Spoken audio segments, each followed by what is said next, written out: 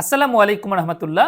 আমি advocate Masudur Rahman bona fide ল একাডেমির পক্ষ থেকে আপনাদের জানাই স্বাগতম। 2024-2025 সেশনের এলএলবি প্রিলিমিনারি পরীক্ষার্থীদের জন্য আজ আমি আলোচনা করব সুনির্দিষ্ট প্রতিকার আইন। চতুর্থ পত্রে ইকুইটি, ট্রাস্ট, সুনির্দিষ্ট প্রতিকার আইন এবং হিন্দু আইন থেকে প্রশ্ন আসে। ইকুইটি থেকে 20 মার্কস, ট্রাস্ট থেকে 20 মার্কস, সুনির্দিষ্ট প্রতিকার আইন থেকে 20 মার্কস এবং হিন্দু আইন থেকে 40 মার্কস। এভাবে মোট 100 মার্কসের প্রশ্নের উত্তর দিতে হয়। আমার আজকের আলোচনা থেকে ইনশাল্লাহ আপনারা সুনির্দিষ্ট প্রতিকার আইনের অংশে যে 20 মার্কস থাকে সেই 20 মার্কস ইনশাল্লাহ আপনারা কমন পাবেন। আমি কয়েকটি গুরুত্বপূর্ণ প্রশ্ন, অর্থাৎ আপনারা যারা 2024-2025 সেশনের পরীক্ষার্থী তাদের জন্য আমাদের যে সাজেশন, বোনাফাইড ল একাডেমি কর্তৃক প্রকাশিত যে সাজেশন, সেই সাজেশন থেকে যে গুরুত্বপূর্ণ প্রশ্নগুলো নির্ধারণ করা হয়েছে সেগুলো আমি আলোচনা করব। আমাদের প্রথম প্রশ্ন, সুনির্দিষ্ট চুক্তি পালন বলতে কি বুঝো? কোন কোন চুক্তি সুনির্দিষ্টভাবে কার্যকর করা যায় এবং কোন কোন চুক্তি সুনির্দিষ্টভাবে কার্যকর করা যায় না? উদাহরণ সহ আলোচনা করো। সুনির্দিষ্ট চুক্তি পালন বলতে কি বুঝো? আমরা যদি এই প্রশ্নের উত্তর দিতে যাই দেখব যে সুনির্দিষ্ট প্রতিকার আইন 1877-এ কোথাও স্পেসিফিক পারফরমেন্স অফ কন্ট্রাক্টের কোনো সংজ্ঞা দেওয়া হয়নি। সাধারণত চুক্তি ভঙ্গ হলে দুই ধরনের প্রতিকার আছে। এক হচ্ছে চুক্তি আইন অনুযায়ী ক্ষতিপূরণ, আর আরেক হচ্ছে চুক্তির সুনির্দিষ্ট কার্য সম্পাদন। সেটা পাওয়া যায় এই সুনির্দিষ্ট প্রতিকার আইন 1877-এর 12 ধারার অধীনে। তার মানে হচ্ছে চুক্তিতে যা বলা থাকবে তাই করার আদেশ প্রদানই হচ্ছে চুক্তির সুনির্দিষ্ট কার্য সম্পাদন। এখানে যে বিষয়টা খেয়াল করতে হবে চুক্তির সুনির্দিষ্ট কার্য সম্পাদন বোঝার ক্ষেত্রে, যে চুক্তির সুনির্দিষ্ট কার্য সম্পাদন করতে হয় কখন এবং কখন ক্ষতিপূরণ পাওয়া যায়। সাধারণত যে চুক্তিটি আর্থিক ক্ষতিপূরণ দ্বারা পর্যাপ্ত প্রতিকার দেওয়া যায় সেক্ষেত্রে আপনি আর্থিক ক্ষতিপূরণ পাবেন। আর যে ক্ষেত্রে আপনার সুনির্দিষ্ট প্রতিকার আইনের 12 ধারার অধীনে পড়বে, অর্থাৎ 12 ধারার যে কন্ডিশনগুলো দেওয়া আছে সেই কন্ডিশনের মধ্যে পড়বে, সেক্ষেত্রে চুক্তির সুনির্দিষ্ট কার্য সম্পাদন করতে হবে, অর্থাৎ চুক্তিতে যা বলা আছে তাই করতে হবে। এখন আমরা আলোচনা করব কোন কোন ক্ষেত্রে চুক্তির সুনির্দিষ্ট কার্য সম্পাদন করা যায়। সুনির্দিষ্ট প্রতিকার আইন 1877-এর 12 ধারাতে মোট 4টি ক্ষেত্রের কথা উল্লেখ করা আছে, যে ক্ষেত্রগুলোতে চুক্তির সুনির্দিষ্ট কার্য সম্পাদন করা যাবে। যেমন ট্রাস্টভুক্ত সম্পত্তি হলে, ট্রাস্ট হচ্ছে একটা চুক্তি, তো যদি কেউ কাউকে বিশ্বাস ভরে তার কাছে কোনো সম্পত্তি অর্পণ করে তাহলে সেই সম্পত্তির যে চুক্তি হলো সেই চুক্তির সুনির্দিষ্ট কার্য সম্পাদন করতে হবে। যেমন একজন ব্যক্তি আরেকজন ব্যক্তির নিকট কিছু সম্পত্তি বিশ্বাস ভরে অর্পণ করলো, অর্থাৎ এখানে একটা ট্রাস্ট ক্রিয়েট হলো, চুক্তি হলো। এই যার কাছে বিশ্বাস ভরে সম্পত্তি অর্পণ করলো সেই ব্যক্তি যদি এই সম্পত্তি অন্য কোথাও ট্রান্সফার করে দেয় তাহলে তাকে বাধ্য করা যাবে ওই সম্পত্তি তাকে ফিরিয়ে দেওয়ার জন্য। কেন? কারণ এটা ট্রাস্টভুক্ত সম্পত্তি। একই রকমভাবে খেয়াল করেন যে ট্রাস্টভুক্ত সম্পত্তির মূল বিষয়টা কি। আমরা অনেক সময় দেখি যে ট্রাস্ট ক্রিয়েট করা হয়, ট্রাস্টি হয়, বেনিফিশিয়ারি হয়, ট্রাস্টি নির্দিষ্ট কিছু দায়িত্ব পালন করে। এখন ট্রাস্টির উপর যে দায়িত্ব পালন করার বিষয়গুলো দেওয়া হয়েছে সে যদি সেটা পালন না করে ট্রাস্ট চুক্তির বরখেলাপ করতে চায় তখন তাকে বাধ্য করা যাবে সুনির্দিষ্ট প্রতিকার আইনের এই 12 ধারা অনুযায়ী। এরপরে বলছে চুক্তিভুক্ত কাজ সম্পাদন করা না হলে যে ক্ষতি হবে সেই ক্ষতির পরিমাণ নির্ধারণের মানদণ্ড নেই যে ক্ষেত্রে, সেক্ষেত্রে চুক্তির সুনির্দিষ্ট কার্য সম্পাদন করা যায়। এখানে দুটো বিষয় খেয়াল করতে হবে। চুক্তির সুনির্দিষ্ট কার্য সম্পাদন না করা হলে, এখানে কিন্তু না করার কথা বলছে, না করা হলে কি হবে, যে ক্ষতি হবে সেই ক্ষতির পরিমাণ নির্ধারণের কোনো মানদণ্ড নেই। কি পরিমাণ ক্ষতি হয়েছে, কি পরিমাণ ক্ষতিপূরণ তাকে দিবে সেই বিষয়টা নির্ধারণেরই কোনো সুযোগ নেই, কারণ নির্দিষ্ট একটা স্ট্যান্ডার্ড থাকে প্রত্যেকটা বিষয়ের, যে এই পরিমাণ ক্ষতি হয়েছে তাকে এই পরিমাণ ক্ষতিপূরণ দেওয়া যাবে। ক্ষতির পরিমাণই যেখানে নির্ধারণ করা যাচ্ছে না সেখানে অবশ্যই কি করতে হবে, ওই চুক্তির সুনির্দিষ্ট কার্য সম্পাদন করতে হবে।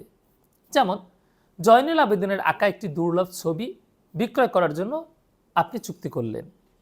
আপনি যার সাথে চুক্তি করলেন একটা নির্দিষ্ট টাকার পরিমাণ এখানে উল্লেখ করলেন।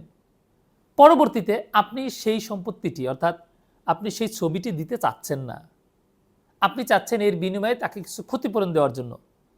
এক্ষেত্রে ওই ব্যক্তি আপনাকে বাধ্য করতে পারবে যে ওই ছবিটি দেওয়ার জন্য, কারণ এই ছবিটি যদি আপনি তাকে না দেন তার কি পরিমাণ ক্ষতি হবে সেটা নির্ধারণের কোনো মানদণ্ড নেই।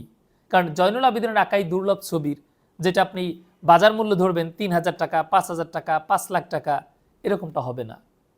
কারণ এর ঐতিহাসিক গুরুত্ব আছে, এর আলাদা মর্যাদা আছে। তো এই যে বিষয়টি যে সকল ক্ষেত্রে ক্ষতি হলে সেই ক্ষতির পরিমাণ নির্ধারণের কোনো মানদণ্ড থাকে না, সেই ক্ষেত্রে অবশ্যই ওই চুক্তির সুনির্দিষ্ট কার্য সম্পাদন করতে হবে, অর্থাৎ চুক্তিতে যা বলা আছে তাই করতে হবে। আপনি ওই জয়নুল আবেদিনের আঁকা ছবির পরিবর্তে আপনি যত টাকাই তাকে দিতে চান না কেন, সে যদি না নেয় তাহলে আপনি বাধ্য থাকবেন ওই ছবিটি তাকে দেওয়ার জন্য, আপনাকে 12 ধারার অধীনে বাধ্য করা যাবে। এরপরে বলা আছে যে ক্ষেত্রে আর্থিক ক্ষতিপূরণ দ্বারা পর্যাপ্ত প্রতিকার করা যায় না, অর্থাৎ চুক্তি লঙ্ঘন হলে যে ক্ষতি হবে সেটা অর্থ দ্বারা পূরণ করা যায় না। কিরকম? আপনি একটি বাড়ি বিক্রয়ের চুক্তি করলেন, যার সাথে বাড়ি বিক্রয়ের চুক্তি করলেন, পরবর্তীতে আপনি তাকে ওই বাড়িটি দিতে চাচ্ছেন না, বিনিময়ে আপনি চাচ্ছেন তাকে কিছু ক্ষতিপূরণ দেওয়ার জন্য। যে বাড়ির বিনিময়ে আপনি যে একটা মূল্য ধরলেন সেই মূল্য অনুসারে তাকে টাকা দিয়ে দিচ্ছেন, এটা তো স্থাবর সম্পত্তি, এর কোনো ঐতিহাসিক গুরুত্বও নেই। আপনার জায়গা থেকে মনে হতে পারে যে আমি এখানে টাকা দিলেই তো সমাধান, না। কারণ 12 ধারার ব্যাখ্যাতে স্পষ্ট করে বলা আছে স্থাবর সম্পত্তির বিক্রয় চুক্তি অর্থ দ্বারা ক্ষতিপূরণযোগ্য হবে না। তার মানে যখন আপনি দালান কোঠা, জমি, বাড়ি এগুলো বিক্রির চুক্তি করবেন, ওই চুক্তি আপনাকে অবশ্যই পালন করতে হবে। কারণ এই ধরনের চুক্তির যদি কেউ লঙ্ঘন করে তাহলে কি পরিমাণ ক্ষতি হবে সেটা নির্ধারণযোগ্য নয়। আপনি জমির মূল্য অনুসারে এটা ধরতে পারবেন না যে এই জমির মূল্য এত টাকা, আমি তাকে সেই টাকাটা দিয়ে দিচ্ছি, না। কারণ জমি, বাড়ি, দালান কোঠা এগুলোর ক্ষেত্রে বলা হচ্ছে যে চুক্তি লঙ্ঘন করা হলে তা অর্থ দ্বারা ক্ষতিপূরণযোগ্য হবে না। আর চতুর্থত বলছে যে ক্ষেত্রে আর্থিক ক্ষতিপূরণ পাওয়াই যাবে না, তার মানে চুক্তির সুনির্দিষ্ট কার্য সম্পাদন যদি না করা হয় তাহলে আর্থিক ক্ষতিপূরণ পাওয়ার যে সম্ভাবনা সেটাও থাকবে না। এই ক্ষেত্রে অবশ্যই চুক্তিতে যা বলা আছে তাই করতে হবে। এই 4টা ক্ষেত্রে চুক্তির সুনির্দিষ্ট কার্য সম্পাদন করা বাধ্যতামূলক, অর্থাৎ স্পেসিফিক পারফরম্যান্স অফ কন্ট্রাক্ট বা চুক্তির সুনির্দিষ্ট কার্য সম্পাদনের প্রতিকার আপনি পাবেন যদি আপনি এই 4টা কন্ডিশনের যে কোনো একটা কন্ডিশন ফুলফিল করেন, অর্থাৎ দেখাতে পারেন যে 12 ধারার এই 4টা ক্ষেত্রের যে কোনো একটা ক্ষেত্রের আওতায় আপনি আসেন, তাহলে আপনি অবশ্যই চুক্তির সুনির্দিষ্ট কার্য সম্পাদন পাবেন। এখন আমরা আলোচনা করব কোন কোন ক্ষেত্রে চুক্তির সুনির্দিষ্ট কার্য সম্পাদন করা যায় না।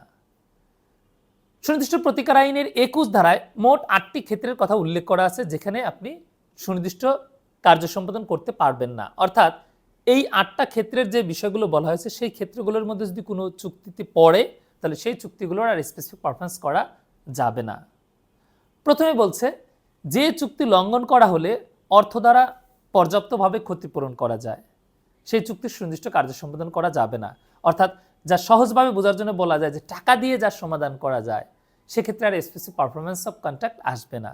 যেমন নির্দিষ্ট কিছু প্রোডাক্ট আপনাকে বিক্রয়ের জন্য চুক্তি করলো আপনার সাথে একজন ব্যক্তি যে সে আপনাকে 300 পিস শাড়ি দিবে, সে যথাসময়ে সেই শাড়িগুলো দিতে পারলো না। এই শাড়িগুলো বিক্রি করলে আপনি যে টাকা লাভ করতেন সেটা আপনার জন্য কি হলো, এখন ক্ষতি হয়ে গেল।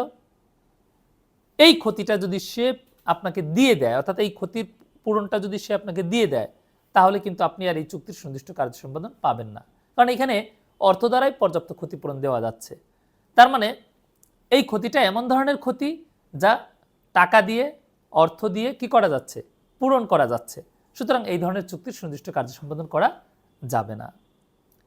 দ্বিতীয়ত বলা হয়েছে যে চুক্তি অতি সূক্ষ্ম অথবা যে চুক্তির শর্তাবলী, খেয়াল করবেন, যে চুক্তির শর্তাবলী অতি সূক্ষ্ম অথবা যে চুক্তির শর্তাবলী আপনার ব্যক্তিগত যোগ্যতা বা ইচ্ছার উপর নির্ভরশীল সেই চুক্তির সুনির্দিষ্ট কার্য সম্পাদন করা যায় না। আমি উদাহরণ দিয়ে বলছি যে প্রথমেই খেয়াল করুন অতি সূক্ষ্ম বলা হয়েছে। আপনি যে কন্ডিশনটা দিলেন এরকম যে বিকেল 5টা 5 মিনিট 30 সেকেন্ডে এই প্রোডাক্টটি বা এই পণ্যটি ডেলিভার করতে হবে। এখন এই যে আপনি সূক্ষ্ম যে শর্তটি দিলেন এই শর্ত কিন্তু পালন করা প্রায় অসম্ভব। এই ক্ষেত্রে কি হবে না, এই চুক্তির সুনির্দিষ্ট কার্য সম্পাদন করা যাবে না, কারণ এই ধরনের একদম সূক্ষ্ম কন্ডিশন দেওয়া যাবে না। আবার একজন খেলোয়াড় চুক্তি করলো সে কোনো একটা টিমে 5 বছর খেলবে, পরবর্তীতে সে যদি খেলতে না চায় তাকে বাধ্য করা যাবে না, কারণ এটা তার ব্যক্তিগত যোগ্যতার উপর নির্ভরশীল। আবার কেউ বিবাহ করার চুক্তি করলো, পরবর্তীতে সে আর বিবাহ করলো না, আপনি তাকে বাধ্য করতে পারবেন না, কারণ এটা তার ব্যক্তিগত ইচ্ছার উপর নির্ভরশীল। এরকমভাবে কোনো গায়ক যদি গান গাওয়ার চুক্তি করে, কোনো লেখক যদি কোনো উপন্যাস লেখার চুক্তি করে, সেগুলো কি হবে না, সুনির্দিষ্ট কার্য সম্পাদনযোগ্য হবে না। অর্থাৎ ব্যক্তিগত যোগ্যতা ও ব্যক্তিগত ইচ্ছার উপর নির্ভরশীল চুক্তিসমূহ সুনির্দিষ্ট কার্য সম্পাদন করা যায় না। এরপরে 3 নম্বরে বলা হয়েছে যে সকল ক্ষেত্রে চুক্তির শর্তসমূহ নির্ধারণ করা যায় না সুনির্দিষ্টভাবে। মূলত একটা চুক্তির কোন অংশটা কার্য সম্পাদন করা হয়, চুক্তির শর্ত, সেই শর্তই যদি অস্পষ্ট হয় তাহলে সেটা কিভাবে পালন করবে। যেমন চুক্তি করা হলো যে ক যদি ক্ষয়ের সন্তানকে বিদেশে পাঠায় তাহলে তাকে গহনা দেওয়া হবে। এখন এই বিদেশ বলতে কোন দেশ সুনির্দিষ্ট নাই, গহনা বলতে কত পরিমাণ গহনা সেটাও কিন্তু সুনির্দিষ্ট করা নাই, কোন ধরনের গহনা কোনো কিছুই স্পষ্ট করা নেই, তাহলে এই চুক্তির সুনির্দিষ্ট কার্য সম্পাদন করা যাবে না। একই রকমভাবে আপনার অনেকগুলো ঘর আছে, আপনি সেগুলো ভাড়া দেন, বিভিন্ন ধরনের ঘর, সেখানে মানুষ বসবাস করার, সম্পত্তি রাখার, বিভিন্ন কাজে সেগুলো ব্যবহার করা হয়, পশু পাখি রাখার। এখন আপনার সাথে চুক্তি হলো যে আপনি ঘর ভাড়া দিবেন, এইটুকুনি। এই চুক্তি সুনির্দিষ্ট শর্তসমূহ কিন্তু নির্ধারণ করা যাচ্ছে না। কেন, কোন ঘর, কত দিনের জন্য, কত টাকা ভাড়া, এই চুক্তির শর্ত কতদিন থাকবে, অর্থাৎ চুক্তির মেয়াদ কতদিন থাকবে, এই ধরনের কোনো কিছুই স্পষ্ট করা নেই, তাহলে এই চুক্তির সুনির্দিষ্ট কার্য সম্পাদন করা যাবে না। চতুর্থত বলা হয়েছে যে চুক্তির প্রকৃতিটাই এমন যে তা প্রত্যাহারযোগ্য, চাইলে যে কোনো পক্ষ চুক্তি থেকে বের হয়ে যেতে পারে। দুইজন ব্যবসায়ী চুক্তি করলো, তাদের পার্টনারশিপ হলো, সেই চুক্তিতে এরকম কোনো মেয়াদ উল্লেখ নেই যে কতদিন তাদের এই চুক্তির মেয়াদ থাকবে। চুক্তি থেকে যদি কেউ বের হয়ে যেতে চায় বা চুক্তি যদি কেউ আর পারফর্ম করতে না চায় তাহলে কি কন্ডিশন, সেগুলো কোনো কিছু উল্লেখ করা নেই, তাহলে এই চুক্তিটা হবে প্রত্যাহারযোগ্য। এটা যে কেউ যে কোনো সময় চাইলে চুক্তি থেকে বের হয়ে যেতে পারবে, তাকে বাধ্য করা যাবে না এই চুক্তির সুনির্দিষ্ট কার্য সম্পাদন করার জন্য। এরপরে ট্রাস্টি যদি তার ক্ষমতার বাইরে গিয়ে কোনো চুক্তি করে, সেক্ষেত্রেও সেই চুক্তির সুনির্দিষ্ট কার্য সম্পাদন করা যাবে না। ট্রাস্টির দায়িত্ব কি, সম্পত্তির দেখাশোনা করা। সেই জিম্মাদার বা ট্রাস্টি যদি সেই দেখাশোনার পরিবর্তে সে সেটা বিক্রয় করতে চুক্তি করে বা বিক্রয় করতে চায়, তাহলে সেটা কিন্তু সে পারবে না। যদি বিক্রয় চুক্তি করে ফেলে, সেই চুক্তির সুনির্দিষ্ট কার্য সম্পাদন হবে না, কারণ এটা তার ক্ষমতা বহির্ভূত চুক্তি। একই রকমভাবে ষষ্ঠতে বলা হয়েছে যে কোম্পানির প্রমোটার বা উদ্যোক্তা যাকে নির্দিষ্ট উদ্দেশ্যে সম্পত্তি ক্রয় করার চুক্তির ক্ষমতা দেওয়া হয়েছে, সে যদি সেই ক্ষমতার অতিরিক্ত বা ক্ষমতার বাইরে গিয়ে কোনো চুক্তি করে, সেই চুক্তির সুনির্দিষ্ট কার্য সম্পাদন করা যাবে না। যেমন কোম্পানির প্রমোটারকে দায়িত্ব দেওয়া হলো সে সার কারখানা প্রস্তুতের জন্য কিছু জমি ক্রয়ের চুক্তি করবে, অর্থাৎ কিছু জমি ক্রয় করবে, কিন্তু সে তার ক্ষমতার ব্যত্যয় ঘটিয়ে সে গার্মেন্টস শিল্প প্রতিষ্ঠার জন্য জমি ক্রয়ের চুক্তি করলো। এই চুক্তির সুনির্দিষ্ট কার্য সম্পাদন করা যাবে না, কারণ সে তার ক্ষমতা বহির্ভূত চুক্তি করেছে। আবার সপ্তমত বলা হয়েছে যদি এরকম হয় যে কোনো চুক্তির সুনির্দিষ্ট কার্য সম্পাদন করতে গেলে 3 বছর বা তার অধিক সময়ের জন্য একাধারে কাজ করে যেতে হবে, সেই চুক্তির সুনির্দিষ্ট কার্য সম্পাদন করা যাবে না। যেমন মেট্রো রেল প্রস্তুত করবে যে কোম্পানি, সেই কোম্পানি চুক্তি করার পর পরবর্তীতে তারা আর এই কার্য সম্পাদন করতে চাচ্ছে না। এখন এই মেট্রো রেল প্রস্তুতির যে সময়, অর্থাৎ এটা শেষ করার জন্য যে সময়, সেটা 3 বছর বা তার বেশি সময় লাগবে, একাধারে কাজ করে যেতে হবে এই সময়টা। তাহলে তারা যদি এই চুক্তি সুনির্দিষ্ট কার্য সম্পাদন করতে না চায়, তাদেরকে বাধ্য করা যাবে না। আর শেষ যে পয়েন্ট, সেখানে বলা হয়েছে যে চুক্তির বিষয়বস্তু যদি চুক্তির আগেই বিলুপ্ত হয়ে যায়, সেক্ষেত্রে চুক্তির সুনির্দিষ্ট কার্য সম্পাদন করা যায় না।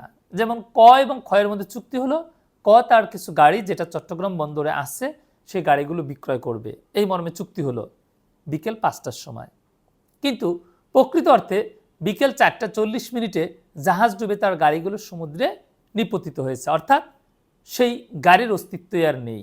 তাহলে এখানে চুক্তির বিষয়বস্তু কি, গাড়ি, সে গাড়ির অস্তিত্বই তো নেই, তাহলে এই চুক্তির সুনির্দিষ্ট কার্য সম্পাদন করা যাবে না। সুনির্দিষ্ট প্রতিকার আইনের 21 ধারা অনুসারে এই 8টি ক্ষেত্রে চুক্তির সুনির্দিষ্ট কার্য সম্পাদন করা যায় না। 2024-2025 সেশনের এলএলবি প্রিলিমিনারি পরীক্ষার্থীগণ, বোনাফাইড ল একাডেমি আপনাদের জন্য একটি স্পেশাল কোর্সের আয়োজন করেছে। আপনারা যারা আগামীতে পরীক্ষা দিবেন তাদের জন্য আমাদের এই আয়োজন। এই কোর্সের ক্লাস শুরু হবে 1 জুলাই থেকে। ক্লাস শুরু হচ্ছে 1 জুলাই থেকে সবগুলো ক্লাস হবে অনলাইনে, অর্থাৎ জুম মিটিংয়ের মাধ্যমে ক্লাসগুলো নেওয়া হবে, সবগুলো ক্লাস আবার রেকর্ড করাও থাকবে। কোর্স ফি হচ্ছে 6,000 টাকা। তবে বোনাফাইড ল একাডেমি আপনাদের জন্য একটি দারুণ অফার দিয়েছে। অফারটি হচ্ছে, আপনি যদি 15 জুনের মধ্যে ভর্তি হন তাহলে মাত্র 3,000 টাকা দিয়ে আপনি এই কোর্সটি সম্পন্ন করতে পারবেন। পাচ্ছেন 30টি ক্লাস, সাথে পাচ্ছেন বোনাফাইড ল একাডেমি কর্তৃক প্রকাশিত যে 1500 টাকা মূল্যের হ্যান্ড নোট লেকচার শিট, সেটা সম্পূর্ণ ফ্রি। তার মানে 30টি ক্লাস পাচ্ছেন, আবার 1500 টাকা মূল্যের নোট ফ্রি পাচ্ছেন মাত্র 3,000 টাকা দিয়ে। কন্ডিশন হচ্ছে 15 জুনের মধ্যে আপনাকে ভর্তি হতে হবে। যদি আপনি 15 জুনের মধ্যে ভর্তি হন তাহলে আপনি একসাথে এতগুলো বিষয় পাচ্ছেন। আমি আবারও বলছি, 1 জুলাই থেকে ক্লাস শুরু, মোট 30টি ক্লাস হবে, সবগুলো ক্লাস রেকর্ড করা থাকবে। মাত্র 3,000 টাকা দিয়ে আপনি পাচ্ছেন 1500 টাকা মূল্যের হ্যান্ড নোট, পাশাপাশি পাচ্ছেন 30টি ক্লাস। তার মানে হ্যান্ড নোটের জন্য আপনাকে আলাদা করে আর ফি দিতে হবে না। এখন আপনি যদি চান যে শুধু হ্যান্ড নোটটি সংগ্রহ করবেন, আমাদের বোনাফাইড ল একাডেমির যে হ্যান্ড নোট, এটা আপনারা অনেকেই জানেন, দীর্ঘদিন ধরে আমাদের এই হ্যান্ড নোটটি কিন্তু প্রকাশ করা হয়েছে। আপনারা এখান থেকে কিন্তু বেশ ভালো কমন পাবেন। আর আমাদের এই হ্যান্ড নোটটি সংগ্রহ করতে চাইলে ক্যাপশনে যে মোবাইল নম্বর আছে সেই নম্বরে যোগাযোগ করে মাত্র 1500 টাকা বিকাশ বা নগদে সেন্ড মানি করে বাংলাদেশের যে কোনো প্রান্ত থেকে আপনি হ্যান্ড নোটটি সংগ্রহ করতে পারবেন। আর আপনি যদি আমাদের কোর্সে ভর্তি হন তাহলে কিন্তু আপনি ওই হ্যান্ড নোটটি সম্পূর্ণ ফ্রিতে পাচ্ছেন। তাহলে আমরা আলোচনা করছি সুনির্দিষ্ট প্রতিকার আইন। সুনির্দিষ্ট প্রতিকার আইন থেকে মোট 20 মার্কসের প্রশ্নের উত্তর দিতে হয়। ইনশাল্লাহ আজকের আলোচনা থেকে আপনারা সেই 20 মার্কস কমন পাবেন। এখন আমি আলোচনা করব দ্বিতীয় প্রশ্ন। সুনির্দিষ্ট প্রতিকার কাকে বলে? স্থাবর সম্পত্তি দখল পুনরুদ্ধারের ক্ষেত্রে সুনির্দিষ্ট প্রতিকার আইনের 8 এবং 9 ধারায় কী ধরনের প্রক্রিয়ার কথা বলা হয়েছে? সুনির্দিষ্ট প্রতিকার আইনের 8 ও 9 ধারার মধ্যে পার্থক্য উল্লেখ করো। 9 ধারার অধীন আদালত বাড়িঘর ভাঙ্গার আদেশ দিতে পারে কিনা। প্রথমে আমরা দেখব সুনির্দিষ্ট প্রতিকার কাকে বলে। স্পেসিফিক রিলিফ, যার কোনো সংজ্ঞা সুনির্দিষ্ট প্রতিকার আইনে দেওয়া হয়নি, তবে এটা দিয়ে বোঝানো হয়েছে যে আপনার যা পাওয়া, আপনার যা অধিকার, সেটাই আপনাকে দেওয়া হবে। এখানে বিকল্প কোনো অধিকার বা প্রতিকার আপনাকে দেওয়া হচ্ছে না।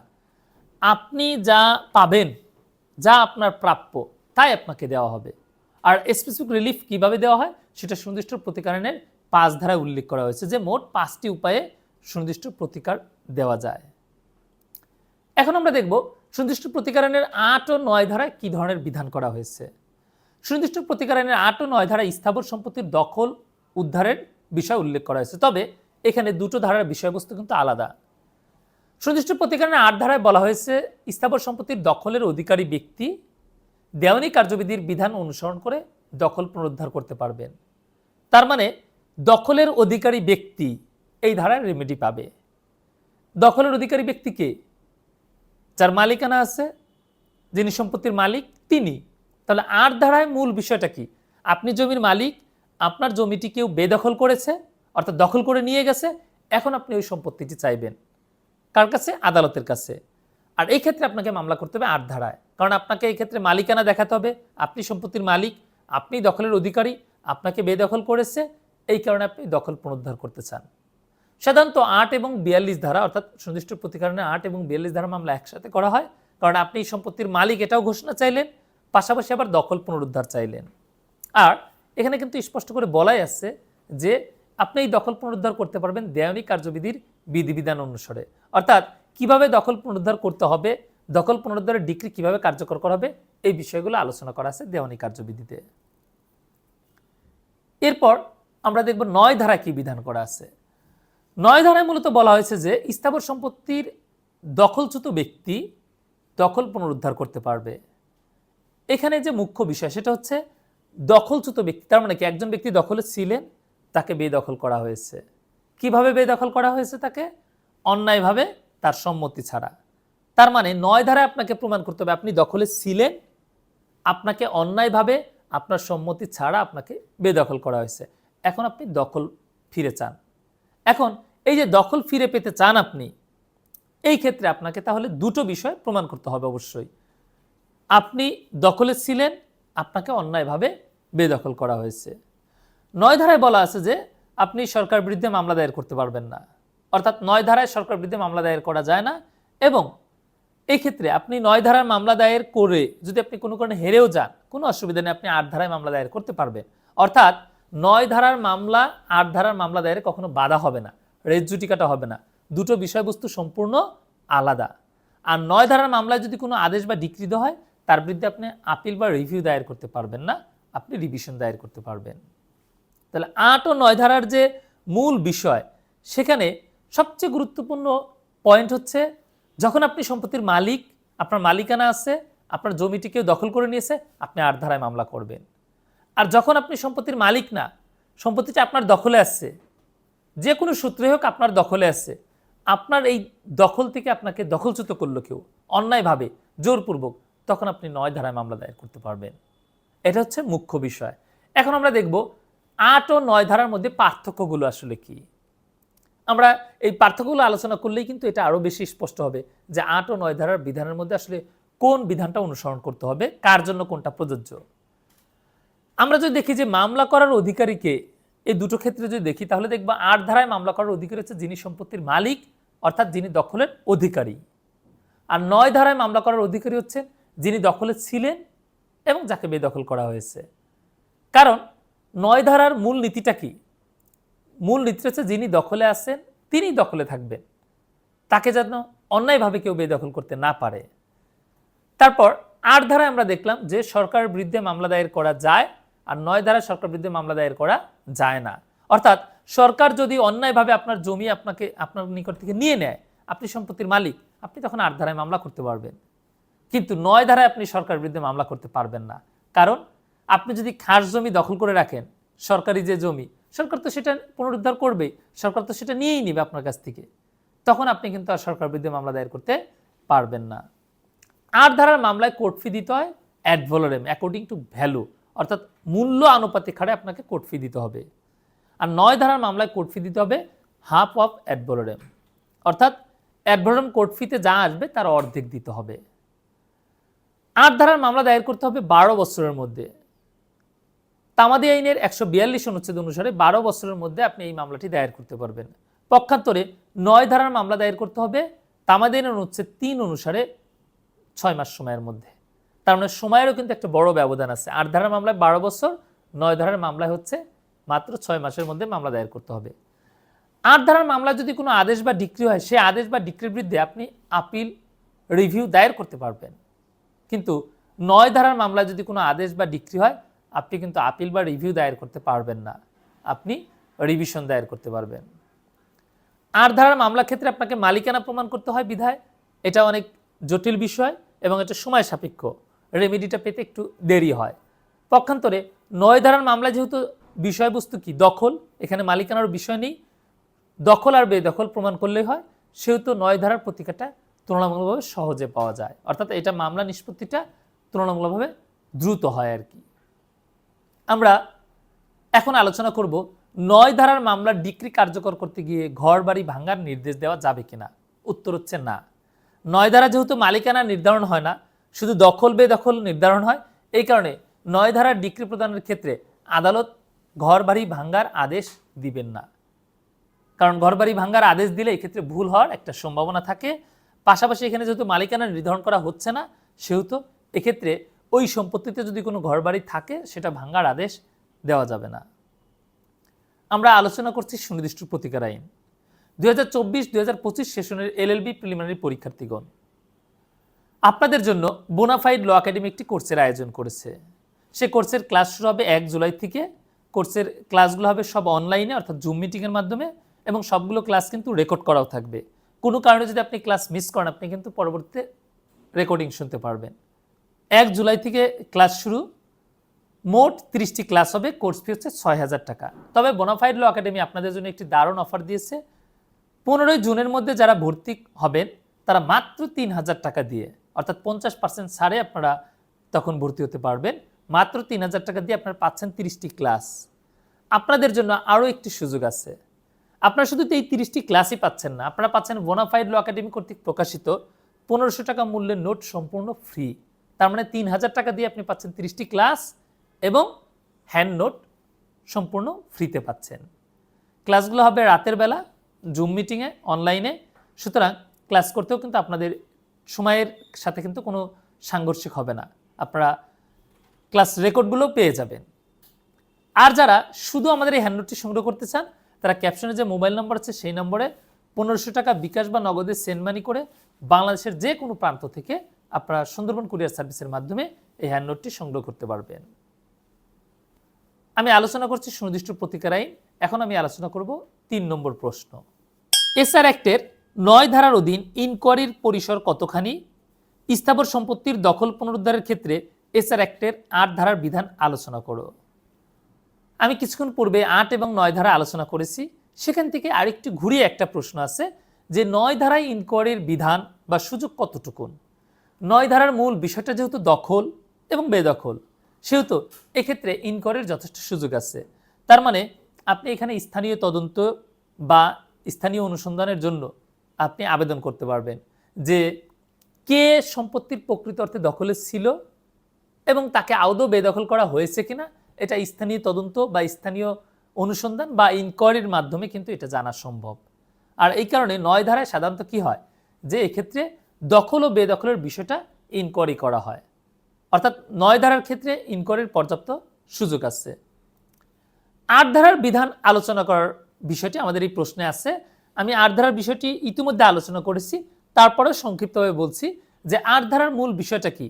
আপনি সম্পত্তির মালিক, অর্থাৎ আপনি দখলের অধিকারী, আপনাকে কেউ বেদখল করেছে, এখন আপনি দেওয়ানি কার্যবিধির বিধিবিধান অনুসরণ করে আপনি আপনার সম্পত্তির দখল পুনরুদ্ধার করতে পারবেন। এক্ষেত্রে আপনাকে মামলা দায়ের করতে হবে 12 বছরের মধ্যে, কোর্ট ফি দিতে হবে অ্যাড ভ্যালোরেম কোর্ট ফি, এবং সম্পত্তির মূল্যমান অনুসারে আপনাকে যথাবিহিত আদালতে মামলাটি দায়ের করতে হবে। আর এই মামলার সাথে আপনাকে যে বিষয়টা চাইতে হবে সেটা হচ্ছে 8 ধারার প্রতিকার এবং 42 ধারার প্রতিকার। যেহেতু আপনি সম্পত্তির মালিক, আপনি ঘোষণা চাইবেন 42 ধারায়, আর যেহেতু আপনাকে বেদখল করা হয়েছে আপনি 8 ধারা অনুসারে এই দখল পুনরুদ্ধারটাও চাইবেন। এরপর আমরা আলোচনা করব 4 নম্বর প্রশ্ন। রিসিভার নিয়োগ সংক্রান্ত এসআর অ্যাক্টের বিধান আলোচনা করো। রিসিভার নিয়োগ সংক্রান্ত বিষয়ে সুনির্দিষ্ট প্রতিকার আইনে 44 ধারায় বলা হয়েছে। এখানে বিধান করা হয়েছে যে আপনার মামলার যে কোনো পর্যায়ে, অর্থাৎ রায়ের আগে বা পরে আদালত রিসিভার নিয়োগের আদেশ দিতে পারে, আর এটা আদালতের স্বেচ্ছাধীন ক্ষমতা। আর যাকে রিসিভার হিসেবে নিয়োগ দেওয়া হবে তার দায় দায়িত্ব, তার ক্ষমতা ইত্যাদি সব কিছু নিয়ন্ত্রিত হবে দেওয়ানি কার্যবিধির বিধিবিধান অনুসারে। মূলত দেওয়ানি কার্যবিধির আদেশ 40-এ এই রিসিভার নিয়োগ সংক্রান্ত বিধান আছে। এসআর অ্যাক্টের অর্থাৎ সুনির্দিষ্ট প্রতিকার আইনের 44 ধারাতে শুধু এইটুকুনি বলা আছে। তা আমরা যেহেতু আলোচনা করছি সুনির্দিষ্ট প্রতিকার আইন, সুতরাং এখান থেকে আমাদের আর আলোচনা দীর্ঘায়িত করার সুযোগ নেই। তারপরেও দেওয়ানি কার্যবিধি থেকে কিছু বিষয় আমি আপনাদের এখানে বলে রাখি, যাতে আপনাদের পরবর্তীতে এই প্রশ্ন যদি অ্যান্সার করতে চান তাহলে সুবিধা হবে। যেমন রিসিভার কেন নিয়োগ করা হয়? সাধারণত মামলা চলাকালীন অথবা মামলার রায় হওয়ার পরে অনেক সময় দেখা যায় যে মামলার বিষয়বস্তু ক্রোক করার প্রয়োজন হয়, অ্যাটাচমেন্ট করার। এই যে ক্রোক বা অ্যাটাচমেন্ট করবে, অর্থাৎ সম্পত্তিটা আটক করবে, সেই সম্পত্তি ফেলে রাখলে তো হবে না। তা দেখাশোনা না করলে তো সেই সম্পত্তির আপনার গুণগত মান, তারপর হচ্ছে সম্পত্তির অবমূল্যায়ন হবে, ক্ষতিও হবে। সেক্ষেত্রে কি হবে? সেক্ষেত্রে রিসিভার নিয়োগ করা হবে, যার দায়িত্ব হচ্ছে ওই সম্পত্তির দেখাশোনা করা। এখন এই যে রিসিভার যে নিয়োগ করা হয় মূলত কেন করা হয়?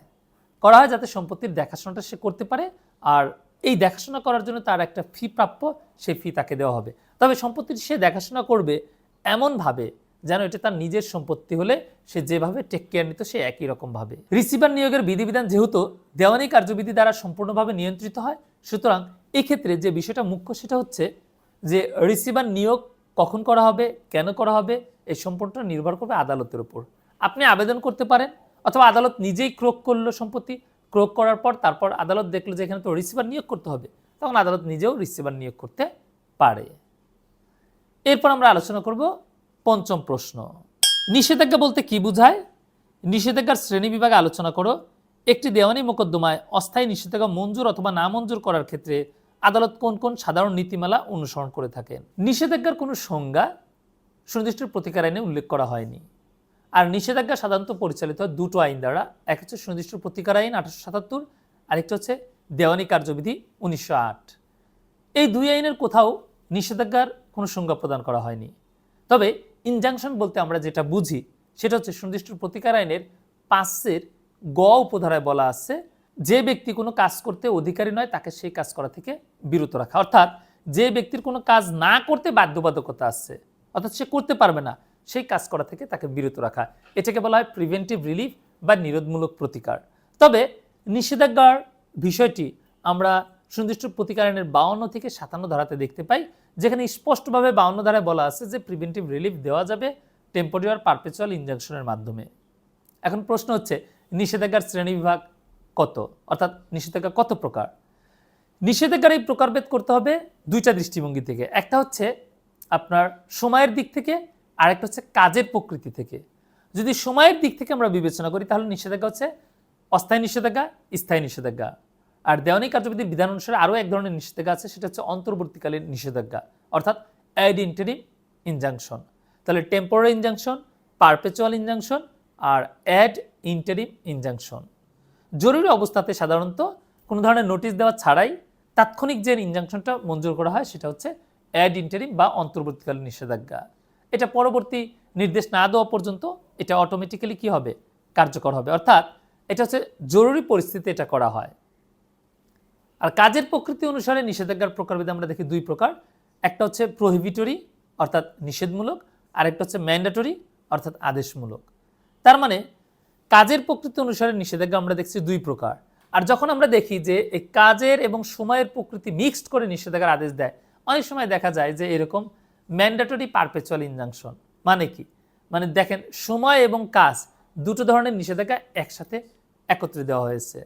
তো নিষেধাজ্ঞার এই প্রকারভেদের বিষয়টা, অর্থাৎ নিষেধাজ্ঞা কত প্রকার হবে এটা নির্ভর করবে এটা কাজ এবং সময়ের প্রেক্ষাপটে। এরপরে আমরা আলোচনা করব আমাদের পরবর্তী প্রশ্ন যে স্থায়ী নিষেধাজ্ঞা বা অস্থায়ী নিষেধাজ্ঞা মঞ্জুর বা না মঞ্জুরের ক্ষেত্রে আদালত কোন ধরনের নীতিমালা অনুসরণ করবে। উচ্চ আদালতের রায়ের ফলে বিভিন্ন ধরনের নীতি এখানে অনুসরণ করা হয়, তবে তিনটা নীতি যেটা সব সময়ের জন্যই অনুসৃত হয় অর্থাৎ আপনার পালন করতে হয়, সেই তিনটা নীতি আমরা আলোচনা করব। সেই তিনটা নীতি হচ্ছে prima facie case, irreparable loss, balance of convenience and inconvenience of the parties. তাহলে বিষয়গুলো কি?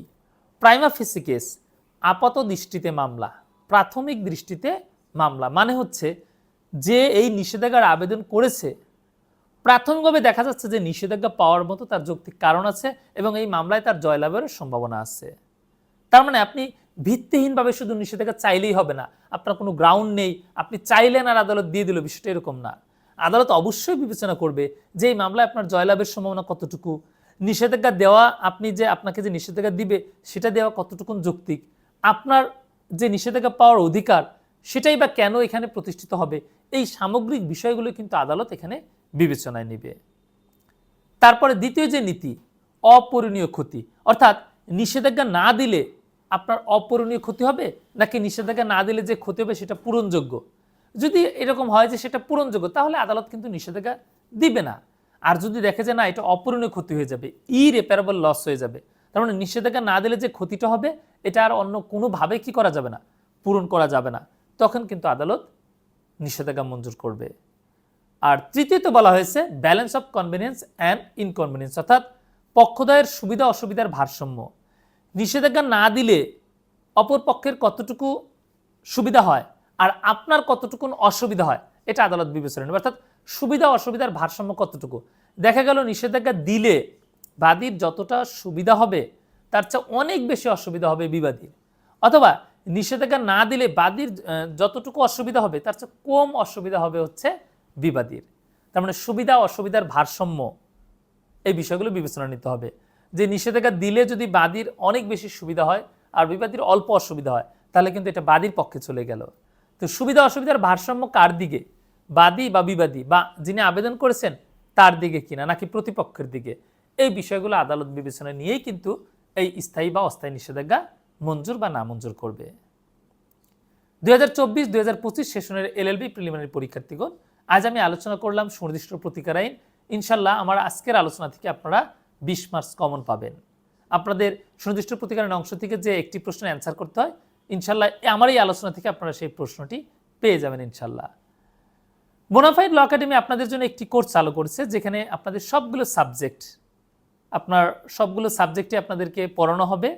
তো ক্লাসগুলো হবে অনলাইনে জুম মিটিংয়ের মাধ্যমে, সবগুলো ক্লাস আবার রেকর্ড করাও থাকবে। আর আমরা যে স্পেশাল কোর্সের ঘোষণা দিয়েছি তার ক্লাস শুরু হবে 1 জুলাই থেকে। কোর্স ফি হচ্ছে 6000 টাকা, মোট 30টি ক্লাস হবে। তবে আপনাদের জন্য আছে দারুণ একটি সুযোগ। আপনারা যদি 15 জুনের মধ্যে ভর্তি হন তাহলে আপনারা পাচ্ছেন 50% ছাড়ে মাত্র 3000 টাকা দিয়ে এই কোর্সটি করার সুযোগ পাচ্ছেন। এই কোর্সে ক্লাস হবে 30টি, সবগুলো ক্লাস রেকর্ড করা থাকবে এবং এই কোর্সে ভর্তি হলে আপনি পাচ্ছেন বোনাফাইড ল একাডেমি কর্তৃক প্রকাশিত যে স্পেশাল হ্যান্ড নোট, সেটা সম্পূর্ণ ফ্রি। তার মানে মাত্র 3000 টাকা দিয়ে আপনারা পাচ্ছেন 1500 টাকা মূল্যের হ্যান্ড নোট ফ্রি প্লাস 30টি ক্লাস, সেই ক্লাসের রেকর্ড। তাহলে দেরি না করে 15 জুনের মধ্যে ভর্তি হয়ে যান, ইনশাল্লাহ কথা হবে, বাকি কথা হবে ক্লাসে। আর আপনারা যারা শুধু এই হ্যান্ড নোটটি সংগ্রহ করতে চান তাদের জন্য করণীয় হচ্ছে ক্যাপশনে যে মোবাইল নম্বর আছে সেই নম্বরে বিকাশ বা নগদে 1500 টাকা সেন্ড মানি করে আপনি এই নম্বরে হোয়াটসঅ্যাপে মেসেজ দিবেন, অর্থাৎ ক্যাপশনে যে মোবাইল নম্বর আছে সেই নম্বরে হোয়াটসঅ্যাপে মেসেজ দিবেন। মেসেজ দিয়ে আপনার নাম ঠিকানা দিবেন, আমরা বাংলাদেশের যে কোনো প্রান্তে সুন্দরবন কুরিয়ার সার্ভিসের মাধ্যমে আমরা হ্যান্ড নোটটি পাঠিয়ে দিব। তার মানে আপনি যদি কোর্সে ভর্তি হতে না চান, আপনি শুধু হ্যান্ড নোটটি সংগ্রহ করতে চান, তাহলে সেক্ষেত্রে আপনি কিন্তু হ্যান্ড নোটটি সংগ্রহ করতে পারবেন। তবে বোনাফাইড ল একাডেমি যেহেতু আপনাদেরকে দারুণ একটি অফার দিয়েছে, 30টি ক্লাস আবার সাথে হ্যান্ড নোট ফ্রি মাত্র 3000 টাকা, আমার কাছে মনে হয় যে আপনারা এই অফারটি লুফে নিতে পারেন। শেষ করছি আজ, ভালো থাকবেন সবাই, আল্লাহ হাফেজ।